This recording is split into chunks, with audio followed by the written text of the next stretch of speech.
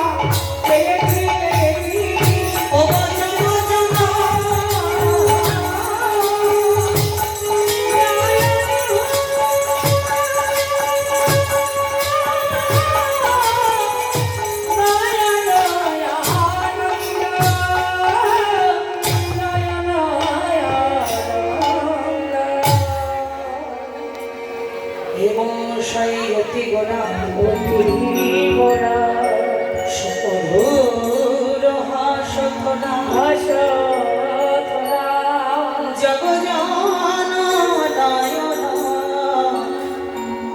নয়ন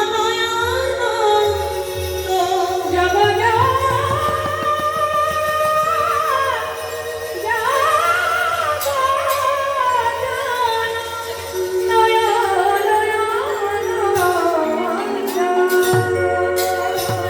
আজই সৃষ্টিধাম নবদ্বীপ ধামে। আচ্ছা মায়েরা, আপনাদের এত আনন্দের কারণ থেকে আমি তো বুঝতেই পারছি না। আরে আনন্দ কিংবা নিরানন্দ কোনো না কোনো কারণ তো লুকিয়ে থাকে নাকি? আজকের এই আনন্দের কারণটা কি জানতে পারি? পাশ থেকে একজন ভক্ত বলে উঠলেন, তুমি জানো না এই নবদ্বীপ ধামে আমরা একটা মূর্তি পেয়েছি, তাও আমার তামা নয়, পিতল নয়,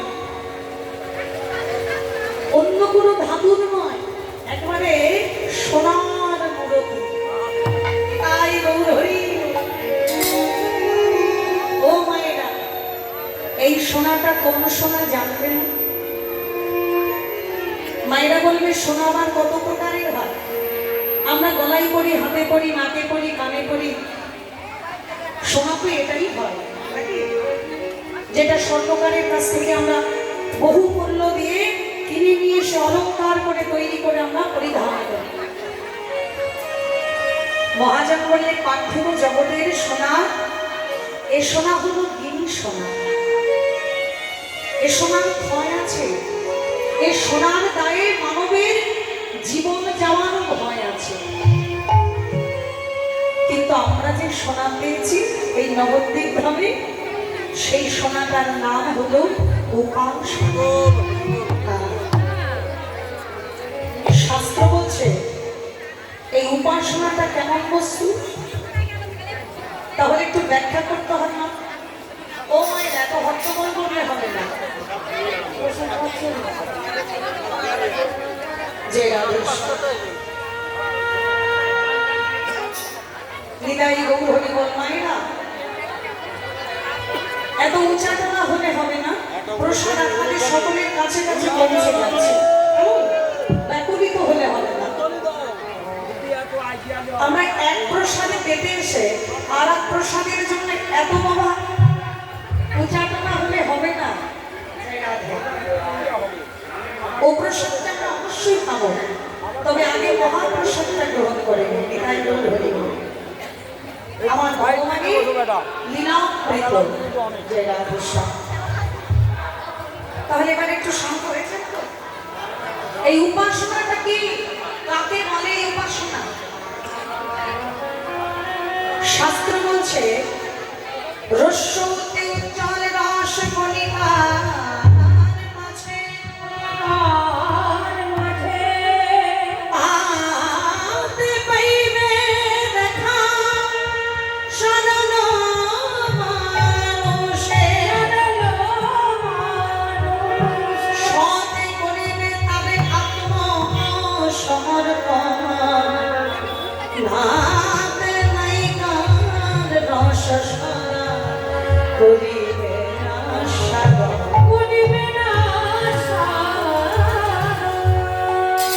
এখানে কি বলা হয়েছে? রস্যতে উজ্জ্বল রস কণিকার মাঝে পাতে পাইবে দেখা সরল মানুষে, সতে করিবে তারে আত্মসমর্পণ, নাতে নায়িকার রস সদা করিবে আশ্রয়। এটা কোন রসের কথা বলেছে মাধব? পৃথিবীর বুকে বহু রস আছে, এই জন্যই সূর্য পূজা লীলাটা আমার নিতে ইচ্ছা করে না বাবা। এই জানি এই লীলা হলেই এখানে হট্টগোল হবে, মায়েদের একটা বাবা উচ্চাটনাটা থাকবে, এখানে একটা উশৃঙ্খলতা হবে। এই জন্য যারা ভক্ত প্রাণ, যারা আমার গৌর সুন্দরের দুটো লীলার কথা শুনে, ভাগবত কথা শুনে একটু নয়নবারে বর্ষণ করতে চান, এই জায়গাটাই বাবা সেই জায়গাটা ঘাটতি পড়ে যায়। তাই আপনাদের দুটো চরণ ধরে আমি বিনীতভাবে নিবেদন করে বলবো মাগো, যতটুকু সময় আমরা এখানে থাকবো উচ্চারণ নয়, চিত্ত নিবেশ করে মনটাকে একত্রিত করে সকলে আমরা আমার প্রভুর লীলার কথা স্মরণ করব, নইলে যাইতে উত্তম পথে সৃষ্টিকা হইতে ফিরে আসতে হবে। কারণ ভজনের পথে অনেক রকমের কাঁটা আছে বাবা। যাতেই বিদ্যা মহতঞ্চ রূপ যৌবন মেয়ে বছর অতি যত্ন পরিবর্চায়িত পঞ্চভূতি কণ্টকা। 5 রকমের কণ্টক আছে কাঁটা। সেই কাঁটাগুলো কি কি জানেন? জাতির অহংকার, যৌবনের অহংকার, জ্ঞানের অহংকার, ধনের অহংকার, আমিত্বের অহংকার, মহত্বের।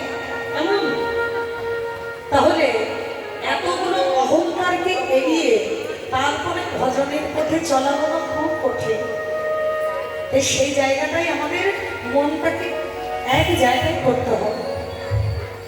আমি তো আপনাদের কাছে কাছে গিয়ে চরণ ধরবার সময় পাচ্ছি না, হয়তো সুযোগ পেলে সময় পেলে তাও করতাম। আপনারা একটু বাবা পরিবেশটাকে শান্ত করুন, নইলে নিলাম শুনে আপনাদের ভালো লাগবে না। জয় আমাদের সঙ্গে। তাহলে আমরা যে সোনাটা পেয়েছি, এই সোনাটা কোন সোনা? এটা হলো উপাসনা। এটা থাকে কোথায়?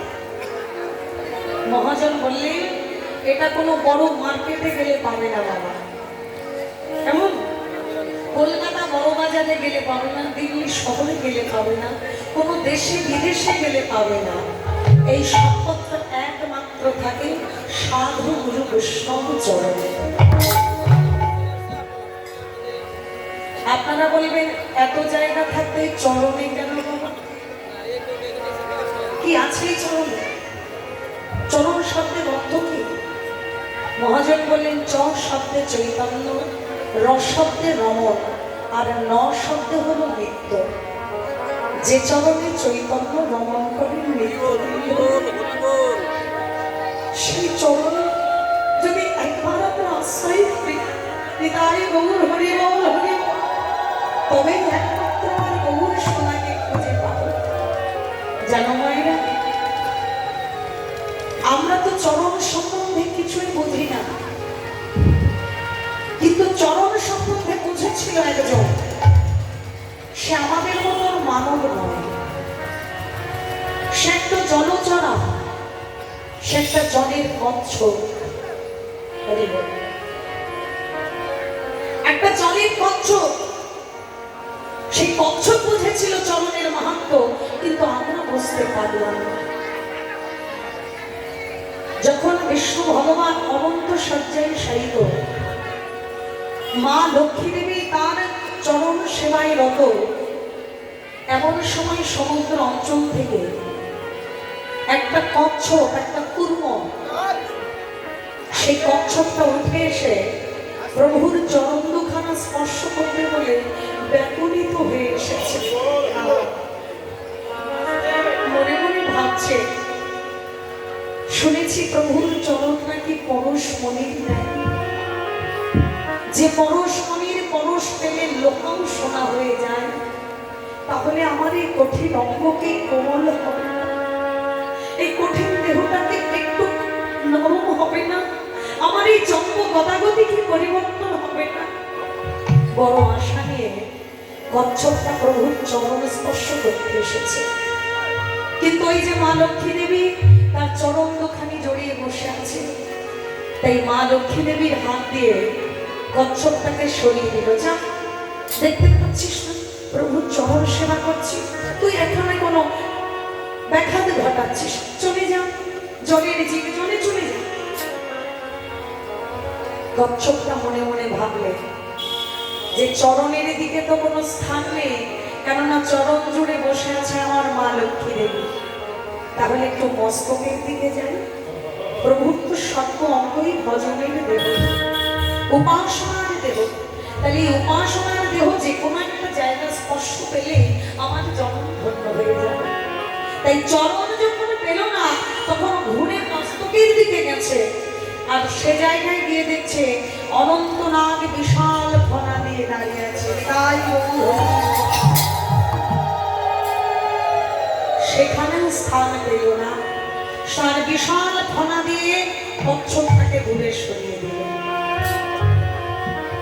কচ্ছপটা ফুপিয়ে ফুপিয়ে কাঁদে, ফুলে ফুলে কাঁদে আর বলে, প্রভু শুনেছি তুমি নাকি অন্তর্যামী,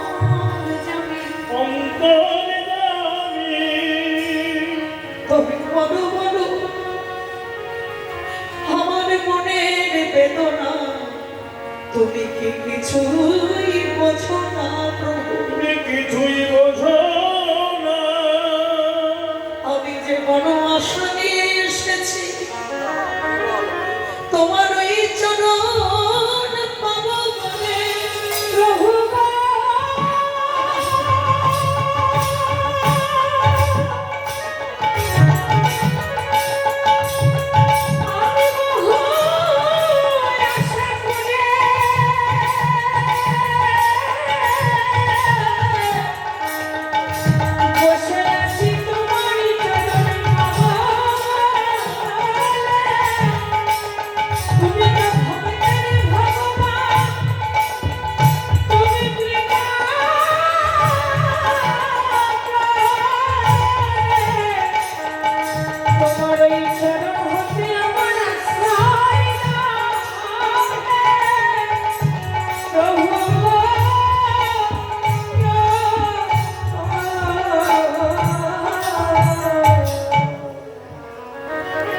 অন্তর্যামী পরম পুরুষ ভগবান আমার, যিনি সামান্য একটা পিপীলিকার পায়ের শব্দ শুনতে পান, তিনি কি কচ্ছপের মনের ভাষা বোঝেন না?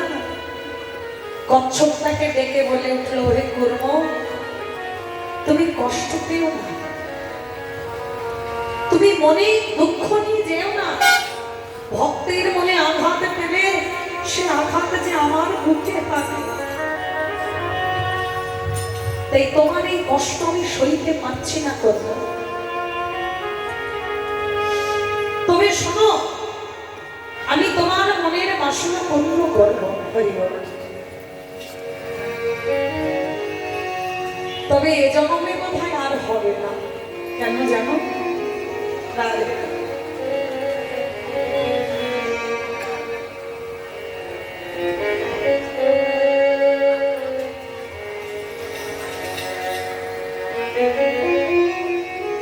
এই জন্মে তো আমার চরণ আশ্রয় করে চরণ ঘিরে বসে আছে লক্ষ্মী দেবী, তাই চরণ দুখানা আমি তোমাকে দিতে পারলাম না। তবে কথা দিলাম, আগত ত্রেতা যুগে আমি হব শ্রী রামচন্দ্র, আর তুমি হবে সেদিন মাধব।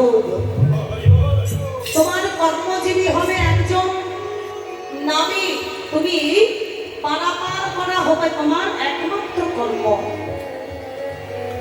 যেদিন তুমি মাধব মাঝি হয়ে পার ঘাটায় নৌকা নিয়ে পারাপার করবে, সেদিন আমি স্বয়ং নিজে তোমার পার ঘাটায় যাব পার হতে।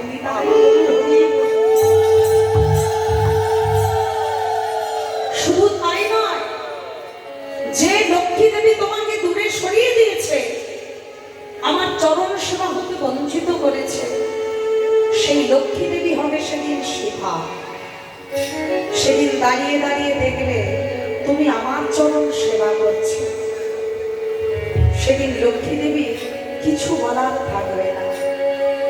আর যে অনন্ত নাগ হয়ে ফনা ধরে বসে আছে, সেই অনন্ত হবে আমার ভাই অনুজ লক্ষণ। সেদিন লক্ষণ দাঁড়িয়ে দাঁড়িয়ে দেখবে তুমি আমার চরণ সেবা করছো, তাদেরও কিছু বলার থাকবে না। ভক্তবাঞ্ছা কল্পতরু ভগবান, দেখতে দেখতে সেই ভক্তের ইচ্ছা পুরাইতে প্রভু আমার ত্রেতা যুগে ফিরে এলেন। আপনারা সবাই জানেন, মাতা কৈকেয়ীর কারণে মন্থরা দেবীর কুমন্ত্রণায় করে ভগবানকে 14 বৎসরের বনবাসে যেতে হয়েছিল। সঙ্গে ছিলেন মা সীতা দেবী এবং ভাই লক্ষণ। যখন সরজ নদী পার হতে যাচ্ছে, বাবা আমি ছোট্ট করে বলছি, এই পার হতে গিয়ে একটা মাঝির প্রয়োজন। মাঝি না হলে তো পার ঘাটায় পার হওয়া যায় না। তাই চতুর্দিকে তাকিয়ে দেখছে কোথাও কোনো মাঝি নেই পারাপারে।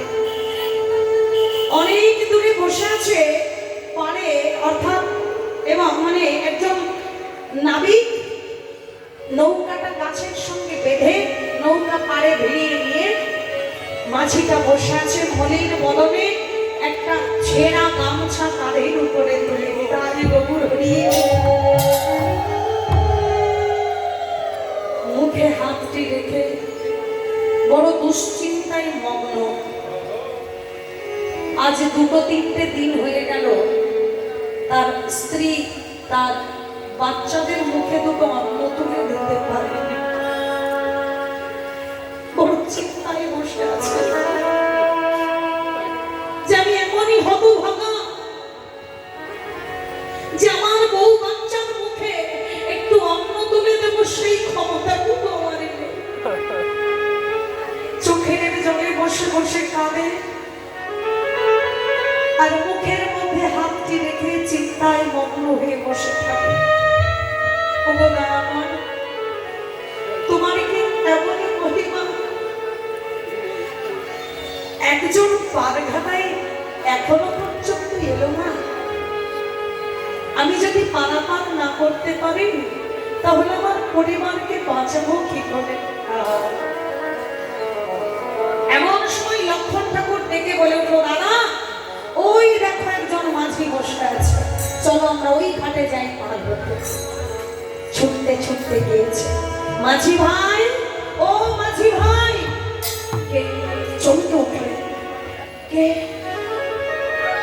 তাকিয়ে দেখছেন বাবা, একজন নয়, দুজন নয়, তিনজন তার পার ঘাটে এসে দাঁড়িয়েছে। বদনে একটু হাসি ফিরে এলো, মনে মনে ভাবছে পার ঘাটায় যখন এসেছে তাহলে আমার সঙ্গে তার খাস গল্প করতে আসেনি, নিশ্চয়ই পারাপার হতে এসেছে। এই 3জনকে দেখতেই মনে মনে ভাবছে, হে প্রভু, তোমার এমনই কৃপা, তুমি একই সাথে 3জনকে পাঠিয়ে দিয়েছ আমার পার ঘাটা। নিতাই গৌর হরি বল। এই 3জনকে যদি পার করতে পারি তাহলে আমার বউ বাচ্চার মুখে অন্তত 2টো জল বাতাসও তুলে দিতে পারবো না। এমন সময় লক্ষণ ঠাকুর ডেকে বলল, ও মাঝি ভাই, আমাদের পার করে দেবে? যেই বলেছে আমাদের পার করে দেবে অমনি ভালো করে একটু মুখের দিকে তাকিয়েছে। আর যেই নাকি মুখের দিকে তাকিয়েছে বাবা, মাঝি তখন চমকে উঠল। একি অপরূপ, এমন রূপের মানুষ তো কখনো দেখি না। জগতে তো বহু মানুষ দেখেছি, কিন্তু এমন রূপের মানুষ তো কখনো দেখিনি। যার দিকে তাকাচ্ছে রূপের আলোই যেন একেবারে নদীর পাড় ঝলমল করছে। শ্রী রামচন্দ্রের দিকে তাকিয়ে তো অপলকে চেয়ে আছে। একই রূপ, এমন রূপ তো আগে কখনো দেখি না। যদ্বৈতং ব্রহ্মোপনিষদি তদুপশ্রু তনুভান যত্মান্তর্জাতি পুরুষে ইতি সহস্র সবে ভব শরৈর সত্যপূর্ণ ভগবান স্বস্বয়ময়ান চৈতন্য কৃষ্ণ জাগতি অনন্তম নমামি। একই রূপ আমি হরি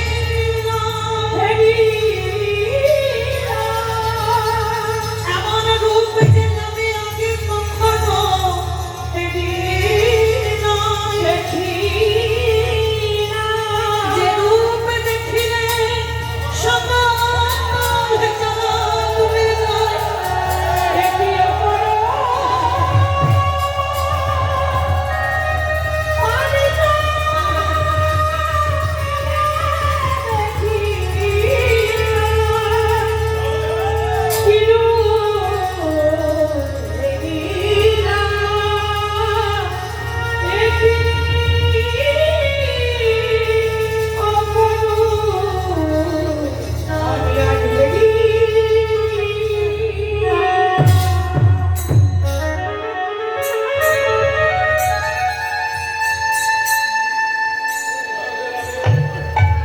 চোখের জল ধরে রাখতে পারলো না আমার ঘর মাঝে। কারো তোমরা কি তোমাদের পরিচয়?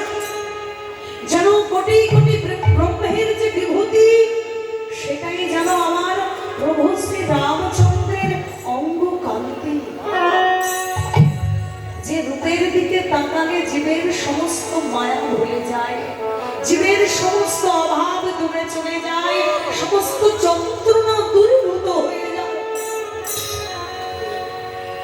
তোমরা কারা গো? লক্ষণ ঠাকুর বলে উঠলেন, আরে ও মাঝি ভাই, তুমি আমাদের পরিচয় জেনে কি করবে? তুমি হলে একজন পারঘাটার মাঝি, আর আমরা হলাম তোমার পারঘাটার একজন প্যাসেঞ্জার। আমাদের পার করে দেবে, তুমি বিনিময় করে দেবে, এটাই তোমার কর্ম। আমাদের পরিচয় জেনে তোমার লাভ কি? কিন্তু মাঝি ভাই তাতে কি ছাড়লো? না না না না না, তোমরা এড়িয়ে গেলে আমি শুনবো না, পরিচয় তোমাদের দিতেই হবে। তাতে পার করি বা না করি, পরিচয় না দিলে আমি তোমাদের পার করবো না। কেন? বলে তোমাদের দেখে আমার স্বাভাবিক মনে হচ্ছে না। যদি তোমরা মানুষই হবে তাহলে এত অপরূপ হতে পারে না। কারণ তোমরা তবে কি ছদ্মবেশী কোনো মায়াবী তোমরা? তবে কি পারঘাটায় থেকে নৌকাখানা মাঝ দরিয়ায় নিয়ে গিয়ে আমার থেকে সবকিছু ডাকাতি করে নেবে বলে এসেছো? জানা তোমরা? রামচন্দ্র প্রভু একটু মৃদু হেসে বললেন, আহ ভাই লক্ষণ, তুমি শুধু শুধু কেন এত দেরি করছো? ঝামেলা পাকাচ্ছ কেন? আরে পরিচয় চাইছে, পরিচয়টা দিয়ে দিলেই তো আমাদের পার করে দিতে পারে। আমাদের যে বড় তাড়া রয়েছে, পরিচয়টা দিয়ে দাও। তখন লক্ষণ ঠাকুর বলছে, শোনো তবে আমাদের পরিচয়। শুনবে? আমরা হলাম সবাই অযোধ্যাবাসী, আমরা হলাম দশরথ নন্দন, আমাদের পিতার নাম হলো দশরথ রাজা। এমন এই সামনে যিনি দাঁড়িয়ে আছেন ইনি হলেন শ্রী রামচন্দ্র, মাঝে যিনি আছেন তিনি হলেন আমার মাতা সীতা দেবী, সম্পর্কে আমার বৌদি, আর আমি হলাম তাদের ভাই অনুজ লক্ষণ। সেই বলে উঠেছে বাবা। আর মাঝি ভাই ঘাড়ের গামছা ফেলে দিয়ে অমনি আজও দৌড় কালো পালিয়ে যাচ্ছে। এই লক্ষণ ঠাকুর তখন মনে মনে ভাবছে, এ বেটা মাঝির হলো কি? পরিচয় চাইলো, দিয়ে দিলাম, আর যেই পরিচয়টা পেয়ে গেল অমনি সঙ্গে সঙ্গে কাঁধের গামছা ফেলে দিয়ে দৌড়ছে কেন? আরে ও মাঝি ভাই, আরে ও মাঝি ভাই, তুমি পালাচ্ছ কেন? সে কিছু দূর পালিয়ে গিয়ে ওখান থেকে চিৎকার করে বলছে, বলি তোমার দাদা কি সেই রামচন্দ্র? লক্ষণ ঠাকুর একটু এগিয়ে গিয়ে বলছে, তুমি কোন রামচন্দ্রের কথা বলছো? ওই যে সেই রামচন্দ্র, যে রামচন্দ্রের চরণের ধুলা স্পর্শে মাতা অহল্যা দেবী পাষাণী ছিলেন। গৌতম মুনির স্ত্রী যিনি মাতা অহল্যা দেবী, যিনি অভিশপ্ত হয়ে পাষাণী হয়েছিলেন, যে পাষাণ হতে মুক্ত হয়ে তিনি মানব রূপ পেয়েছিলেন, যে রামচন্দ্রের চরণের ধুলা স্পর্শে তোমার দাদা কি সেই রামচন্দ্র? লক্ষণ ঠাকুর মনে মনে একটু হাসে আর বলে, তাহলে মাঝি ভাই বোধহয় শুধু নৌকাই চালায় না, মাঝে মধ্যে বোধহয় একটু বই পুস্তক বাবা ঘাটে। যাক, যখন জেনেই গেছে তাহলে তো আর এখানে এড়িয়ে যাওয়া যায় না। মাঝি ভাই, তুমি যে রামচন্দ্রের কথা ভাবছো আমার দাদা সেই রামচন্দ্র। আর যেই বলেছে বাবা, এতক্ষণ তো তবু কিলোমিটার বেগ একটু কম ছিল, এবার যেই বলেছে সেই রামচন্দ্র, এবার 200 কিলোমিটার বেগে দৌড়াচ্ছে। সে পালিয়ে কত দূর চলে যাচ্ছে তার ঠিক নেই। লক্ষণ ঠাকুর পেছন পেছন ছুটছে আর বলছে, আরে ও মাঝি ভাই, তোমার সমস্যাটা কোথায় বলো তো? তুমি প্রশ্ন করছো, আমি উত্তর দিচ্ছি, আর যত উত্তর পাচ্ছ তত তোমার গতিবেগ বেড়ে যাচ্ছে, ব্যাপারটা কি? কিছু দূরে গিয়ে তখন মাঝি ভাই ডেকে বলে, ওগো লক্ষণ দাদা, তোমার দাদা যদি সেই রামচন্দ্র হয় তবে আমার পারে ঘাটায় আমি পার করব না। তুমি এত কিছু বায়োডাটা জেনেও বলছো পার করবে না, কেন করবে না? কে বলতে পারে? তোমার দাদা যদি সেই রামচন্দ্র হয় আর আমার নৌকায় যদি চড়ে বসে, তোমার দাদার পায়ের দিকে তাকিয়ে দেখলাম এক জোড়া চপ্পলও নেই, এক জোড়া জুতো নেই, খড়ম যেটাকে বলা হয়। তোমার দাদার চরণের দিকে তাকিয়ে দেখলাম খালি চরণে অসংখ্য ধূলিকণা বালিকণা নিয়ে তিনি দাঁড়িয়ে আছেন।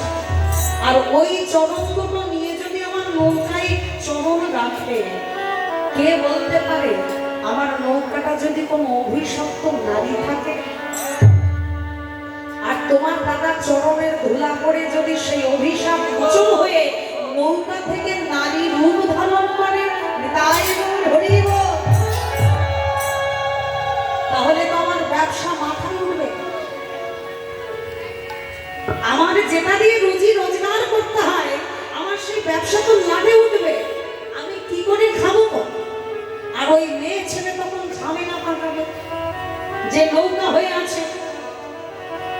সেই মেয়ে ছেলে যদি আমার পেছন ধরে বলে আমি তোমার বাড়িতে যাব, তখন ঝামেলাটা বুঝতে পারছো বাবা? একে তো বাড়ি রয়েছে এক রমণী, আবার যদি আর এক রমণী পেছন ধরে, তাহলে দুটোই মিলে বাবা গন্ডগোল বেঁধে যাবে। আমি অত ঝামেলার মধ্যে নাই, তোমরা বড় অন্য ঘাটে যাও। এখন লক্ষণ ঠাকুর বলছে আচ্ছা এটাই তাহলে তোমার সমস্যা, বুঝেছি। যদি এটাই সমস্যা হয় তাহলে তুমি কি করলে আমাদের পার করবে বলো? মাঝি তখন বলে একটা শর্ত আছে। কি বলে? তোমার দাদা শ্রী রামচন্দ্রের চরণ দুখানা আমি নিজের হাতে করে যদি ধৌত করতে পারি,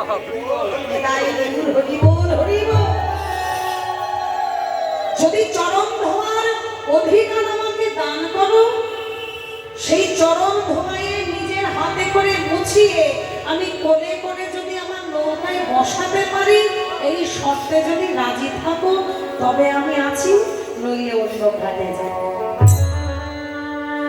লক্ষণ ভাই মাঝে মনে মনে ভাবে আমার দাদা শ্রী রামচন্দ্রের চরণ যদি বিনামূল্যে কেউ ধোয়াইয়ে দেয়, রাজ্যে যত দাস দাসী ছিল তাদের মূল্য দিতে হতো বাবা। চরণ সেবার জন্য যা কিছু হোক, সমস্ত কাজের জন্য তাদের মূল্য দিতে হতো। কিন্তু বিধাতার এমনই লীলা, দাদা শ্রী রামচন্দ্র বনবাসে এসেও দেখা গেল এখানে বিনামূল্যে বাবা দাস দাসীও পেয়ে গেলাম। বাহ, এটা যে আমার পরম সৌভাগ্য। দাদার সুখ মানে আমার সুখ। তাহলে দাদার যদি চরণ ধোয়াই দেয়, এটা আমার আনন্দ, তাহলে এখানে আর না করা যায়। আচ্ছা ঠিক আছে মাঝি ভাই, আমি কথা দিলাম তুমি আমার দাদা রামচন্দ্রের চরণ ধোয়াইয়ে কোলে করে নৌকায় তুলো, আমি তাতেই রাজি। এবার তো চলো। এই যেই বাবা রাজি হয়ে গেল, মাঝি ভাই আমার ছুটতে ছুটতে এসেছে একটি কাঠের পাত্রে জল নিয়ে আমার প্রভু শ্রী রামচন্দ্রের চরণ এবার মনের মতন করে ধৌত। চরণ যখন ধোবাই,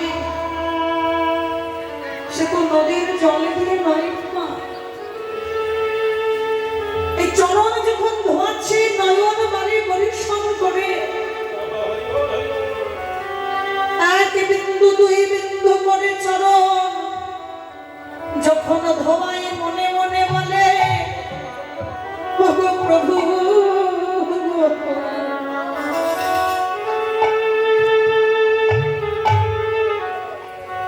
তোমার ওই চরণে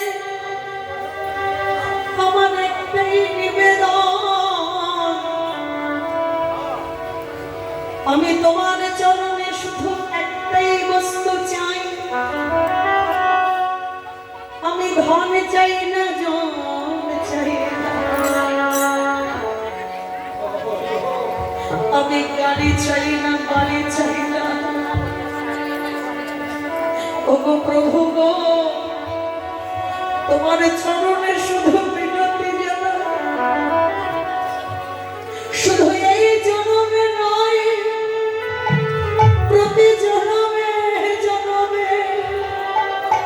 যেন তোমার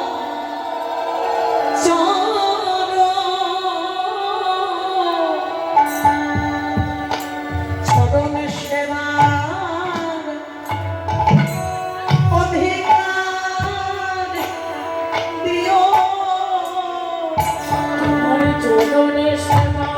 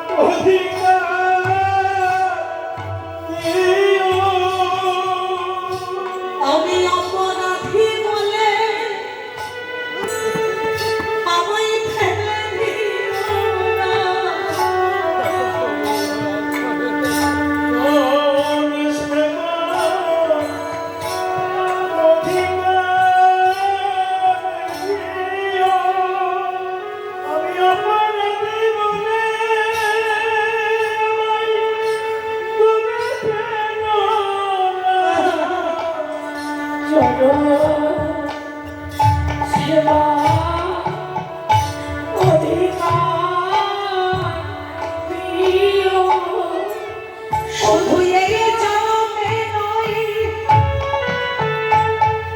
কঠিন জন্মে জন্মে চলো সেবার অধিকার দিও।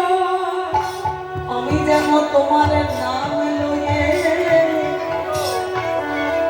কাঁদিতে পারি।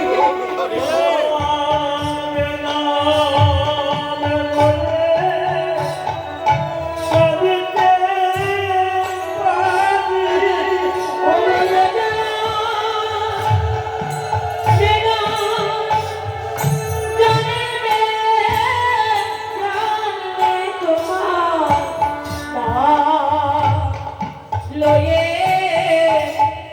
কাঁদিতে পারি। ওগো তোমার নামের কাঙাল হয়ে যেন তোমার নাম লয়ে কাঁদিতে পারি। ওগো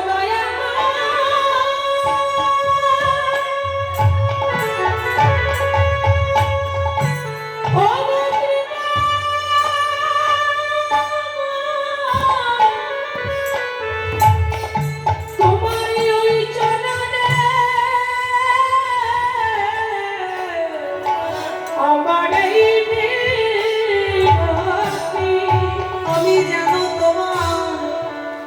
তোমার নাম লয়ে কাঁদিতে পারি। আমার সুখায় না যেন নয়নে বাড়ি। ওগো তোমার ওই চরণে আমি মিনতি করি।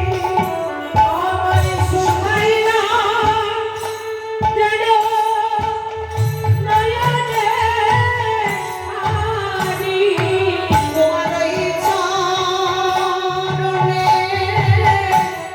মিনতি করি। আমি তোমার জন্য সেবা করিতে পারি। হতে জানায়ে রাখি। আমার আর বলা হয় কি না হয়, আগে হতে জানায়ে রাখি। আমার আর বলা হয় কি না হয়, আগে হতে জানায়ে রাখি। আমার আর বলা হয় কি না হয়, আগে হতে জানায়ে রাখি। আমার আর বলা হয় কি না হয়, আগে হতে জানায়ে রাখি। আমার আর বলা হয় কি না হয়। জয় গুরু হরিবল।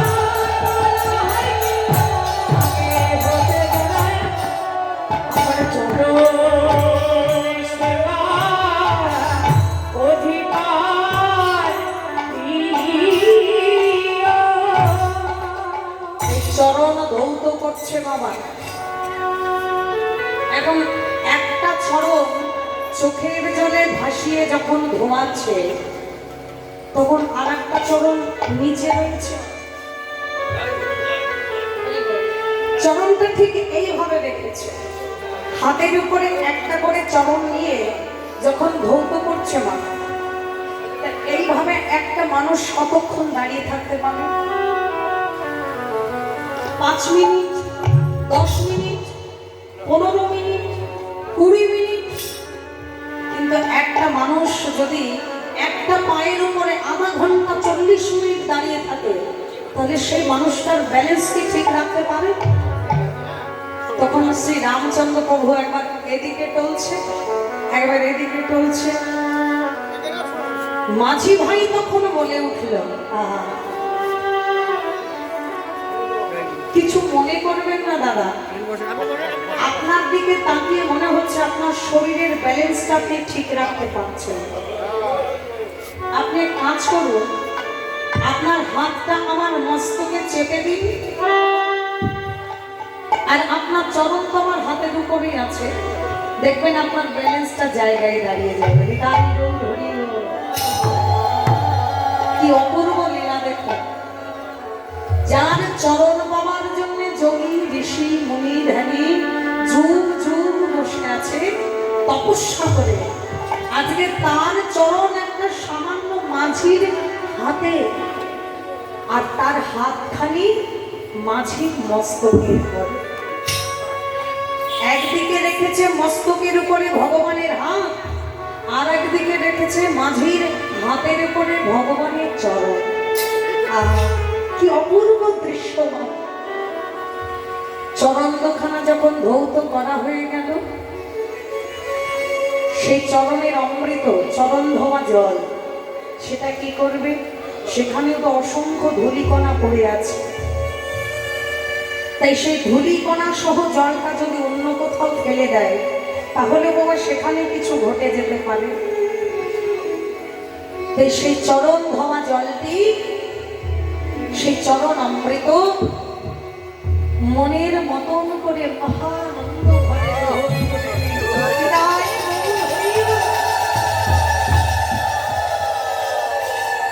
চরণামৃত পাওয়া হলো, চরণ ধৌত হলো। এবার কোলে করে নিয়ে সেই ছেঁড়া গামছাটা কাঁধের থেকে দিয়ে চরণ দুটো ভালো করে মোছানো হলো। শুধু তাই নয়, তাকে কোলে করে তুলে নিয়ে তার নৌকার উপরে বসিয়ে দিলে। আর কোনো ভয় নেই, চরণে আর কোনো ধুলা নেই। এবার মনের আনন্দে মাঝি আমার নৌকাখানি চালনা করছে, এপার থেকে ওপারে নিয়ে যাবে। তাই মাঝির যখন আনন্দ হয় মনে, দেখবেন মনের সুখে তখন আপনা থেকে কণ্ঠ থেকে সুর বেরিয়ে আসে। ভগবানকে তার নৌকায় চাপিয়ে নিয়ে যাচ্ছে বাবা, এর থেকে পরম আনন্দ কি জগতে আর কিছু আছে?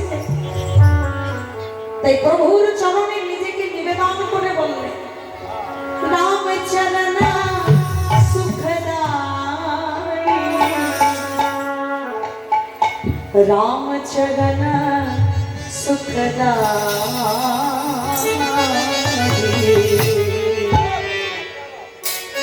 ভজন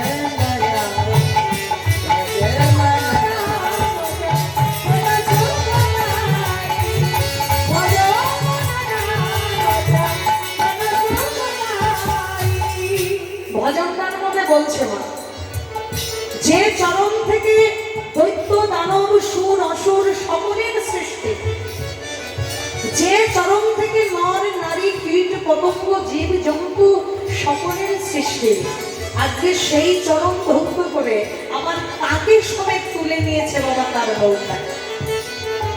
এই যে মহা আনন্দ! তাই যে চরণ থেকে সমস্ত দেব দেবী সুর অসুর জন্ম নিয়েছে, আজকে সেই চরমখানি ধৌত করে মাঝি পারাপার করে দিচ্ছে। শুধু তাই নয়, যে চরণ কি চরণ পাদুকা ভরত রহো মেরা, যে চরণ কি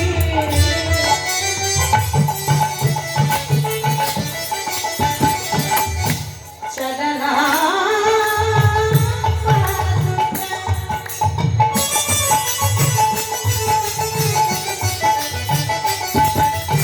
পাদুকা মানে বোঝেন তো মায়েরা?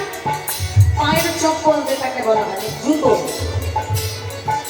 রামচন্দ্র প্রভু যখন বনবাসে যাত্রা করেছিলেন তখন তার চরণে ছিল এক জোড়া খড়গ, পাদুকা। কিন্তু তাও কি নিয়ে যেতে পারলেন? পেছনে পেছনে ছুটতে ছুটতে এসেছে ভরত ভাই। কিছু দূর ছুটে এসে বলছে, দাঁড়া, একটু দাঁড়াও। কি হয়েছে ভরত, তুমি কেন ছুটে এলে? তুমিও কি যেতে চাও? না না না, এত কষ্ট করে মা আমার রাজ্য পাইয়ে দিয়েছে, আর সেই রাজ্য ছেড়ে আমি তোমার সঙ্গে যাবো ভাবলে কি করে? এত বিশাল সাম্রাজ্য, এত সুখ স্বচ্ছন্দ, এসব ছেড়ে আমি কি বোকা যে তোমার সঙ্গে আমি বনবাসে যাব? কোনোদিন খাওয়া ছুটবে তো কোনোদিন ছুটবে না, কোনোদিন রোদ জল ঝড় বৃষ্টি সকলের সঙ্গে মোকাবেলা করতে হবে।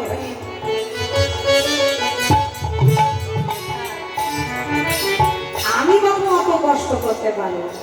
তাহলে তুমি কেন এসেছো বলো? না না দাদা, আমি এসেছি মানে আপনি একটা জিনিস ভুল করে নিয়ে চলে এসেছে। ভুল করে? না তো, আমি তো কিছু আনিনি। আমি তো সব কিছু ছেড়ে দিয়ে রাজার বেশভূষণ সব খুলে রেখে আমি যোগীর বেশ ধারণ করে চলেছি। আমার কাছে তো কিছু নেই, আমি তো আনিনি কিছু। বলে না দাদা, একটু ভালো করে তাকিয়ে দেখো, তোমার চরণের দিকে পাদুকা দুটো নিয়ে এসেছি। রামচন্দ্র প্রভু একটু মৃদু হেসে বললে, আইরে শেষে এক জোড়া পাদুকা, সেটা নিয়েও আমার টানাটানি। তাহলে পাদুকা দুটো কি করবো বলো? বলে দাদা কিছু নয়, পাদুকা দুটো খুলে দিলেই হবে। নির্বাক হয়ে রামচন্দ্র প্রভু চরণ থেকে পাদুকা দুটো খুলে দিয়েছে। আর যৎক্ষণাৎ খুলে দিয়েছে, ঠিক তৎক্ষণাৎ ভরত ওই পাদুকা দুটো তাড়াতাড়ি করে ধরে নিয়ে মামা মস্তকের উপরে চাপিয়ে দিয়েছে। নিতাই গৌর হরি বল। আপনারা বলবেন এই গল্প তো মামা আমাদের ছোটবেলা থেকে জানা, তাই এই গল্প বলে শুধু শুধু টাইম না নষ্ট করে অন্য কথা বলো। এই গল্পটা বলার পেছনে একটা বিশেষ কারণ লুকিয়েছে মা। আমরা শুধু লীলাটাকে দেখি কিন্তু বুঝবার চেষ্টা করি না। পাদুকা দুটো যখন তুলে নিলেন ভরত, রামচন্দ্র প্রভু তখন চমকে উঠলেন, কি ভাই ভরত তুমি একই করলে? পাদুকা কখনো মস্তকে তুলতে আছে, পায়ের জুতো কখনো মাথায় তুলতে নেই, ওটা তুমি নিচে নামাও। ওর মধ্যে কত ধুলো বালি ময়লা মাটি লেগে আছে, এটা কেউ মাথায় তোলে? তোমার কি বুদ্ধি ভ্রষ্ট হয়েছে? ভরত তখন দুটি চোখের জলে নয়ন ভাসিয়ে দিল। মাথার উপরে পাদুকা দুটো জড়িয়ে ধরে বলে, ওহে দাদা গো,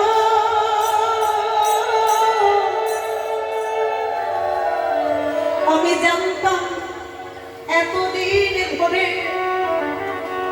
তুমি আমায় বড় ভালোবাসো, কিন্তু আজ বুঝলাম তুমি আমায় একটুও ভালোবাসো না। আমি যে তোমার ভাই, সৎ ভাই, সেটা তুমি প্রমাণ করে দিলে। আমি তোমার বিমাতার পুত্র, সেটা তুমি আমাকে প্রমাণ করে দিলে। ভাই তুমি অমন করে বলো না ভাই, আমি যে সইতে পারছি না। তোমায় যদি ভালো নাই বাসতাম তাহলে মাতা কৈকেয়ীর একটা কথাই আমি কি এত বড় সাম্রাজ্য ছেড়ে বনবাসে যাত্রা করতাম? বলতে চাইছো ভরত? দাদা, তুমি যদি ভালোই বাসতে তাহলে তোমার এই ছোট্ট ভাই ভরতের দিকে একটি বার হলেও কিছু মানে চেয়ে দেখতে। এত বড় সাম্রাজ্য, এত বড় রাজ্য, এত কিছু তুমি আমার মস্তকে তুলে দিলে মাত্র মায়ের একটা কথা। তুমি একটিবার ফিরে চাইলে না তোমার এই ছোট্ট ভাই ভরত এত বড় সাম্রাজ্যের ভার নিতে পারবে কিনা? তাই বলুন হরিব। ভাই, অমন করে বলো না। আমি তো তোমার সুখের নাকি এসেছি, বনবাসে যাত্রা করেছি, তুমি অমন করে বলো না ভাই। ভরত তখন কেঁদে কেঁদে বললে, দাদা, তোমার বিচার বিবেচনা ভুল হতে পারে, কিন্তু আমি তো ভুল করতে পারি না। তাই আমি বিচার করে দেখলাম এত বড় সাম্রাজ্যের ভার আমি 14 বছর পর্যন্ত বইতে পারবো না। একটুখানি ভার বাবা মাথায় তুলে নিতে আমাদের কত কষ্ট হয়, আর এত বড় ভার আমি মাথায় তুলে 14 বছর ধরে বহন করব, আমার দ্বারা সম্ভব। তাই আমি মনে মনে বিচার করে দেখলাম, নিতাই বহু হরি বল হরি।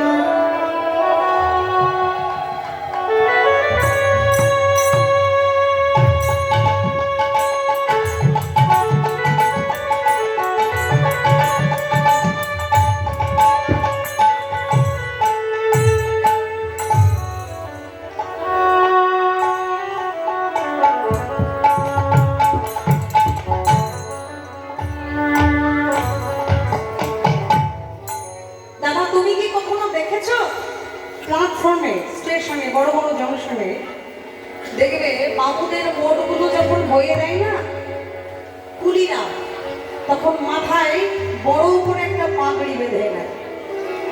কেন নাই বলো তো? যাতে এই বাবুদের বিশাল ভারী ভারী মোড়গুলো বইতে সুবিধা হয়, আর সরাসরি ওই ভারটা যাতে মাথায় না পড়ে, ওই পাগড়ির উপরে থাকে, তাহলে অনেকটা দূর অনেকটা সময় ধরে বয়ে নিয়ে যেতে পারবে, তার কষ্টটা কম হবে। তাই আমি আমার মস্তকের উপরে তোমার পাদুকা দুটো পাগড়ির মতন করে তুলে নিয়েছি, পাগড়ি করে তুলেছি, যাতে তোমার এই বিশাল সাম্রাজ্যের ভার আমার মস্তকে নয়, তোমার পাদুকার উপরে থাকে। শুধু তাই নয় দাদা, দেখবে এই পৃথিবীতে যত বড় মাপের মানুষ হোক, সে এমএলএ, মন্ত্রী, রাষ্ট্রপতি, রাজ্যপাল যেই হোক না কেন, আজকে এত বড় অনুষ্ঠান এখানে হচ্ছে বাবা, এই বকুলতলা বারোয়ারি নাম সংকীর্তনের এই এত বড় একটা অনুষ্ঠান, চাইলে আমার কমিটির দাদারা মনে করতেই পারেন বা করতেই পারেন এটা, যে কোনো বড় মাপের কোনো মানুষকে এনে এখানে এই অনুষ্ঠানের উদ্বোধনটা করা বা মন্দিরে ভগবানের প্রতিষ্ঠা করা, এটা করতেই পারেন তার হাত দিয়ে। কিন্তু সে যত বড় এমএলএ, মন্ত্রী, রাষ্ট্রপতি হোক না কেন, ভগবানের মন্দিরে যখন প্রবেশ করবে তখন কিন্তু মন্দিরে বাবা পাদুকা নিয়ে প্রবেশ করতে পারবে। পাদুকা দুটো কিন্তু তাকে নিচে, সিঁড়ির নিচে খুলে রেখে যেতে হবে, হতে পারে সে বড় মাপের মানুষ। এবার বিষয়টা কি দেখুন, পাদুকা কিন্তু বাবা তার কাছে যে বলবে না যে আমাকে করুন আপনি, সেই রাষ্ট্রপতিকে কিন্তু মন্দির থেকে হেঁটে হেঁটে আসতে হবে খালি পায়ে ওই পাদুকার কাছে।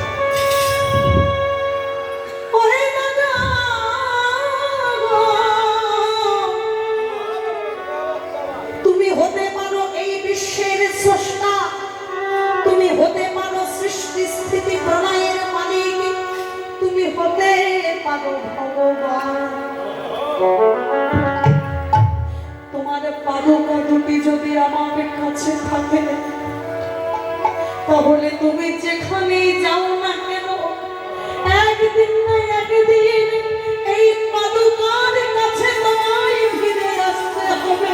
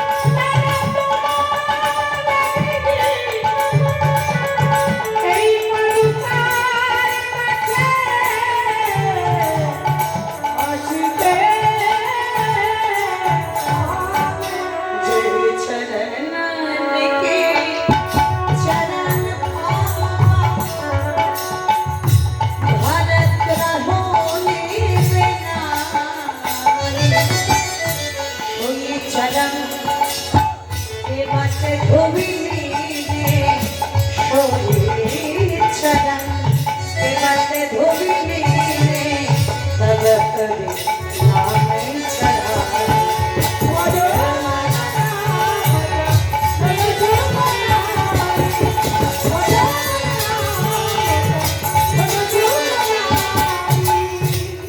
প্রভু আর দেখুন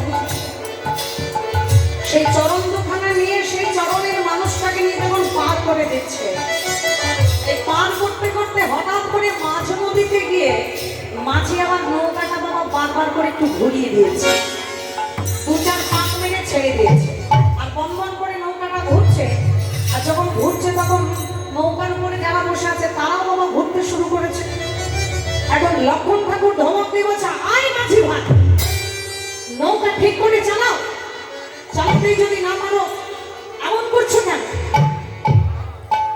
এমন করে যদি পাক মারতে থাকো আমাদের মাথা ভঙ্গল করে ঘুরছে এবার যদি আমরা পড়ে যাই মাঝি তখন একটু হেসে বলে উঠলো সে কি লক্ষণ দাদা আমি শুধুমাত্র দু চারবার পাক মেরেছি তাতেই তোমাদের মাথা ভম্বন করে ঘুরছে আর তোমার দাদা যে আমাকে সারাটা জনম ধরে পাক দিচ্ছে তাই গৌর হরিল 84 লক্ষ জনে ভ্রমণ না করলে মনুষ্য জনম